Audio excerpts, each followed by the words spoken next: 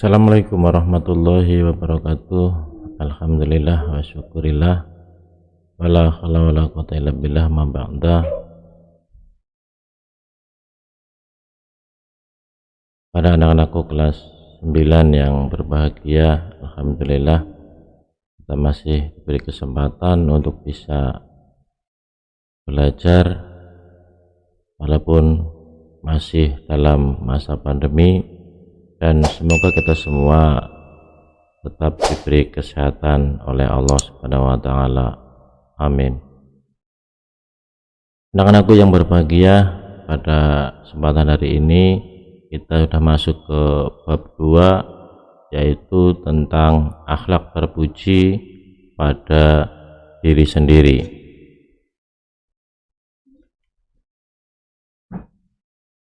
Yang mana di bab 2 ini nanti kita akan belajar tentang materi menuntut ilmu, materi kerja keras dan bersikap kreatif, produktif dan inovatif. Sebelum kita lanjut ke materi pelajaran, mari kita simak kisah berikut ini, yaitu tentang Ibnu Hajar, si anak batu. Ada seorang ulama bernama Ibnu Hajar al-Asqalani. Pada mulanya ia adalah seorang santri yang bodoh, meskipun sudah lama belajar dan belum juga paham. Akhirnya Ibnu Hajar memutuskan untuk pulang. Ia pun mohon diri kepada kiainya supaya diperbolehkan untuk pulang. Dengan berat hati sang kiai membolehkan Ibnu Hajar pulang, tetapi sambil berpesan agar Ibnu Hajar tidak berhenti belajar. Akhirnya Ibnu Hajar pulang ke rumah. Di tengah perjalanan hujan turun dengan lebat. Dia terpaksa berteduh dalam sebuah gua. Pada saat di gua, dia mendengar suara gemericik air. Lalu dia mendatangi sumber suara tersebut. Ternyata itu suara gemericik air yang menetes pada sebongkah batu yang sangat besar.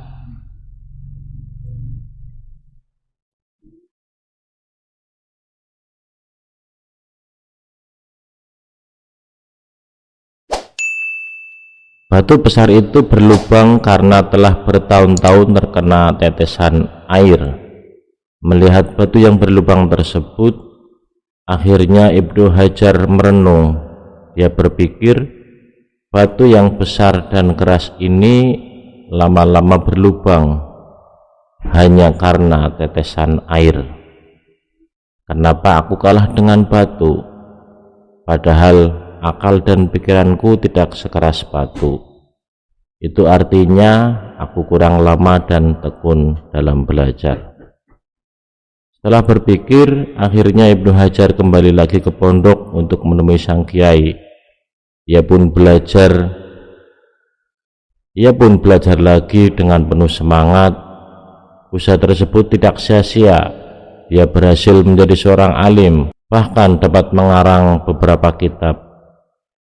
Dari asal mula cerita batu di dalam gua inilah kemudian beliau diberi sebutan Ibnu Hajar atau anak batu.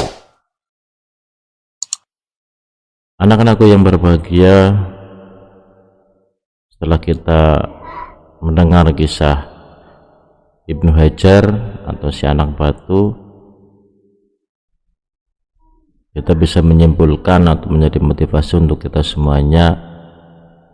Kisah beliau di atas bisa menjadi motivasi bagi kita semua, bahwa sekeras apapun itu dan sesusah apapun itu, jika kita benar-benar ikhlas dan tekun dalam belajar, niscaya kita akan menuai kesuksesan.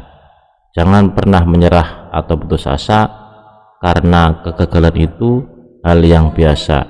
Tapi jika Anda berhasil bangkit dari kegagalan, itu baru luar biasa. Anak-anakku yang saya cintai, mari kita masuk ke materi, yaitu tentang berilmu. Berilmu adalah kemampuan, cakapan, atau keahlian yang dimiliki seseorang atas ilmu tertentu yang dapat memberi manfaat bagi diri sendiri maupun orang lain. Orang yang berilmu sangat berbeda dengan orang yang tidak berilmu melalui cara berpikir, bersikap, dan berperilaku dalam kehidupan sehari-hari. Seseorang yang memiliki karakter bagus apabila ditempa dengan ilmu yang bagus, maka akan semakin bagus nilai orang tersebut. Amal ibadah orang yang berilmu dengan amal ibadah orang yang tidak berilmu, keabsahan atau kebenaran dalam melakukan ibadah, misalnya ibadah sholat, akan lebih dapat dipertanggungjawabkan pada orang yang berilmu, sehingga sah dan tidaknya sebuah amal ibadah sangatlah tergantung dari ilmu. Contoh lain, orang yang memiliki ilmu membaca Al-Quran secara tartil, tentu dia mampu membaca Al-Quran dengan fasih, dan orang lain yang mendengarnya akan merasa senang dan nyaman. Tentu saja ini tidak sekedar paham secara teori, tapi juga paham secara praktek dalam membaca Al-Quran secara tartil. Begitu pula terhadap amal ibadah yang lain, termasuk penguasaan atas keahlian tertentu, juga harus memiliki ilmu. Alangkah pentingnya memiliki ilmu. Rasulullah SAW bersabda, "Man arada dunya fa'alaihi bil ilmi, wa man aradal akhirata fa'alaihi bil ilmi, wa man aradahuma fa'alaihi bil ilmi." Artinya, barang siapa yang menginginkan dunia, maka hendaklah dengan ilmu, dan barang siapa menginginkan akhirat, maka hendaklah dengan ilmu. Dan barang siapa menginginkan keduanya, dunia dan akhirat, hendaklah dengan ilmu. Hadis riwayat Tabrani. Selanjutnya, hukum menuntut ilmu. Talabul ilmi faridatun ala kulli muslimin. Mencari ilmu adalah wajib bagi setiap muslim. Hadis riwayat Ibnu Majah. Ilmu adalah kunci kebahagiaan di dunia dan akhirat, yaitu ilmu keagamaan dan ilmu pengetahuan umum. Menuntut ilmu keagamaan wajib bagi setiap mukmin tanpa terkecuali. Sementara menuntut ilmu pengetahuan umum hukumnya adalah fardu kifayah. Imam Al-Qurtubi menjelaskan bahwa hukum menuntut ilmu terbagi dua, yaitu sebagai berikut. Satu, hukumnya wajib, seperti menuntut ilmu tentang sholat, zakat, dan puasa. Inilah yang dimaksudkan dalam riwayat yang menyatakan bahwa menuntut ilmu itu hukumnya wajib. Yang kedua, hukumnya fardu kifayah, seperti menuntut ilmu tentang pembagian berbagai hak, tentang pelaksanaan hukum had, cara menembakkan orang yang bersengketa, dan lain-lain.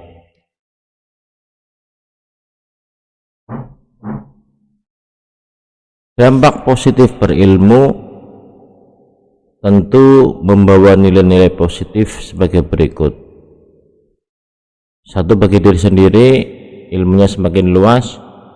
Yang kedua, menjalankan perintah Allah Subhanahu wa Ta'ala, hidup lebih bermanfaat dan terarah, lebih mudah mencapai keabsahan beribadah, dapat mempermudah usaha yang dimiliki, dapat mendatangkan rezeki yang tak terduga. Jika ilmu itu diamalkan dengan ikhlas, maka akan mendapatkan pahala, memperoleh derajat yang tinggi di mata Allah Subhanahu wa Ta'ala. Itu dampak positif berilmu untuk diri sendiri. Dampak bagi orang lain tentu dapat mengajarkan kepada orang lain, mempermudah orang lain untuk mendalami suatu ilmu, memberi manfaat kepada orang lain, membuat orang lain menjadi pintar, memupuk perilaku mulia bagi orang lain, berpartisipasi mencerdaskan umat, wawasan berpikir semakin luas, banyak akal, dan tidak mudah putus asa. Bagi lingkungan, memberi manfaat bagi lingkungan sekitar, dapat membawa nama baik lingkungan, dapat menciptakan kegemaran menurut ilmu di masyarakat, menjadikan ilmu damai dan aman, semakin meyakinkan masyarakat akan pentingnya sebuah ilmu. Materi berikutnya adalah kerja keras.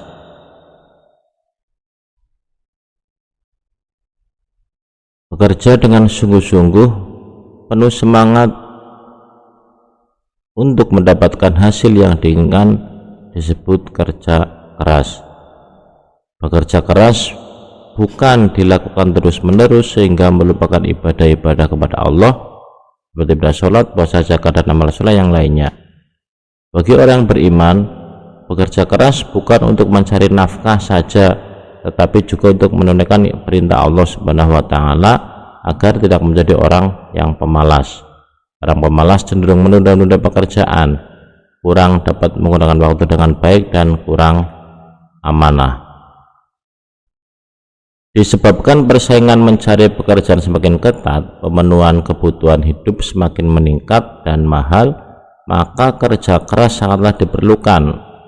Orang yang bekerja keras memiliki kesungguhan untuk mewujudkan sesuatu, dan dengan kesungguhan itu akan tercapai apa yang diidam-idamkan. Seorang pelajar menginginkan nilai ujian yang bagus, tentulah dia akan belajar dengan sungguh-sungguh. Itulah bentuk bekerja keras untuk seorang pelajar, selain juga diiringi disiplin menyelesaikan tugas-tugas seperti pekerjaan rumah, rajin beribadah, dan membantu pekerjaan orang tua, dan tidak lupa berdoa terutama setelah sholat 5 waktu.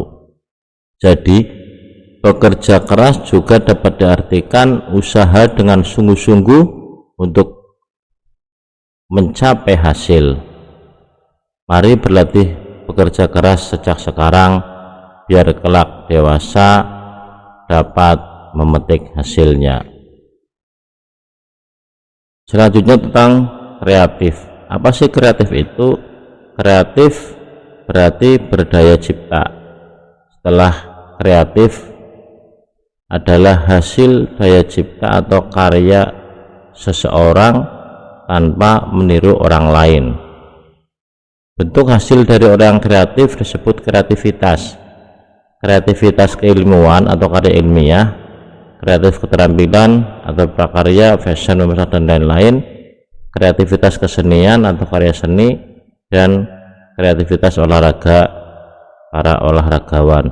Jadi kreativitas adalah kemampuan berkarya baik secara keilmuan ataupun secara non keilmuan tanpa menjiplak hasil karya orang lain.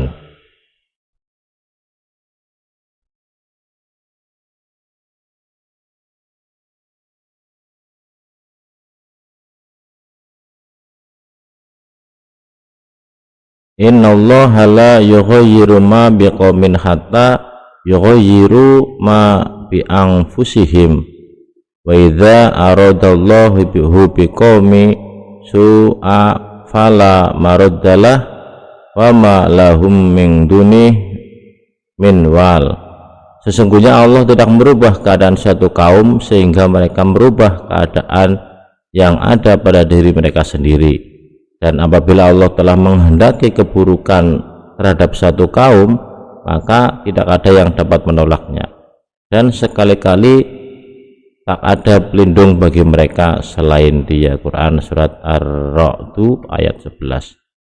Maksud ayat di atas adalah Allah Subhanahu wa Ta'ala tidak akan merubah nasib seorang kecuali orang itu merubah nasibnya sendiri. Caranya orang tersebut mau berusaha untuk menggapai sesuatu yang lebih baik dari semula. Jadi masalah nasib seseorang sangat tergantung dari usahanya sendiri. Orang yang nasibnya baik biasanya bersungguh-sungguh dalam hal ini, berusaha menjadi orang yang kreatif.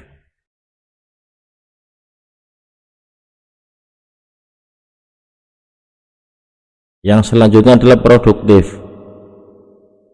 Kemampuan yang dimiliki seseorang untuk menghasilkan sesuatu disebut produktif. Produktif dapat dilakukan sendiri maupun bersama-sama atau kolektif. Hasil yang didapatkan bisa sama atau meniru orang lain. Biasanya sifat produktif diiringi dengan sifat kreatif agar hasil yang didapatkan lebih berkualitas nilainya. Tetapi tidak ada keharusan, memiliki sifat produktif saja sudah bagus daripada menjadi orang yang tidak pernah berbuat apa-apa.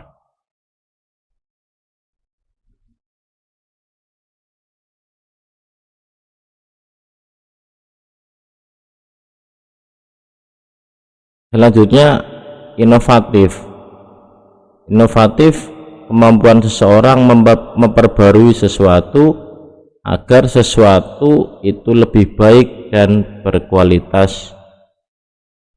Itu disebut dengan inovatif. Contoh, sebuah rumah modelnya rumah kuno, lalu rumah itu diperbaiki dari model sampai dengan pengecatan. Jadilah rumah yang indah. Rumah ini baru direnovasi, yang aslinya sedang diadakan inovasi pada rumah tersebut. Contoh lain, dunia pendidikan, perlu diadakan inovasi pembelajaran agar lebih mudah mencapai tujuan pembelajaran. Hubungan antara kreatif, produktif, dan inovatif sangatlah erat. Orang kreatif pastilah produktif dan cenderung inovatif. Jika ingin menjadi orang yang berkualitas, milikilah sifat kreatif, produktif, dan inovatif. Demikian untuk materi bab 2 kelas 9 tentang ilmu pengetahuan, berilmu, kerja keras, kreatif, produktif, dan inovatif. Semoga apa yang kami sampaikan bermanfaat, dan mohon maaf apabila ada yang masih salah atau masih kurang penjelasannya, nanti bisa ditanyakan di lain waktu. Akhir kata, billahi taufiq wal hidayah. Assalamualaikum warahmatullahi wabarakatuh.